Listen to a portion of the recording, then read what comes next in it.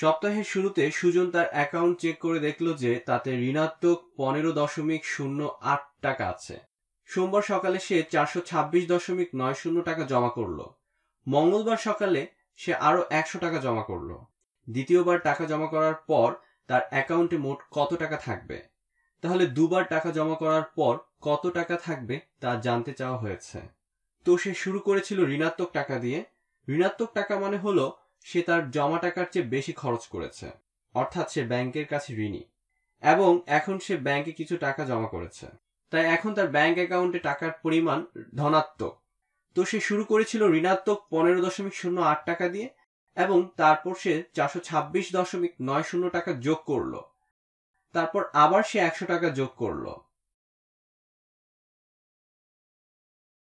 তাহলে সে শুরু করেছিল ঋণাত্মক 15.08 টাকা দিয়ে এবং সে যোগ করলো 426.90 টাকা এবং 100 টাকা, তাহলে 526.90 টাকা।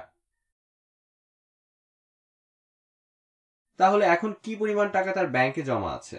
সে শুরু করেছে 15.08 টাকার ঋণ দিয়ে এবং সে যোগ করেছে 526.90 টাকা। তাহলে তুমি এটাকে সংখ্যা রেখার মাধ্যমে প্রকাশ করে দেখতে পারো।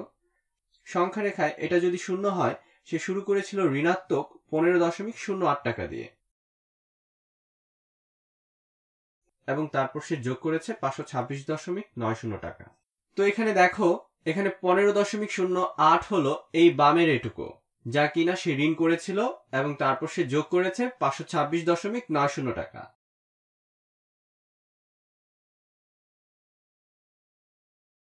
আমি সংখ্যা রেখাটিকে মাপ মতো আঁকিনি, কিন্তু যাই হোক সে তার হিসাবে 526.90 টাকা যোগ করেছে।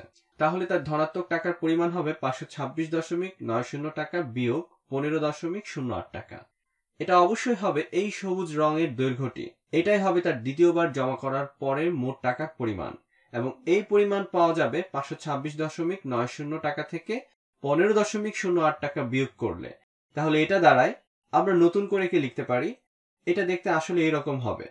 তাহলে এটা হবে 526.90 বিয়োগ, ঋণাত্মক সংখ্যাকে যোগ করা মানে হলো আসলে বিয়োগ করা, তো বিয়োগ 15.08।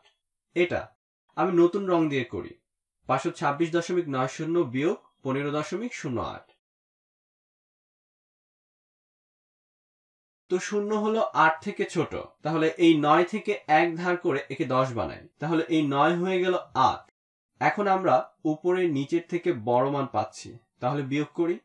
তো 10 বিয়োগ 8 হলো 2, 8 বিয়োগ 0 হলো 8, দশমিকটাকে রেখে দিলাম। 6 বিয়োগ 5 হলো 1, 2 বিয়োগ 1 হলো 1 এবং তারপর 5 বিয়োগ কিছুই না। তাহলে দ্বিতীয় জমার পর তার অ্যাকাউন্টে জমা থাকলো 511.82 টাকা।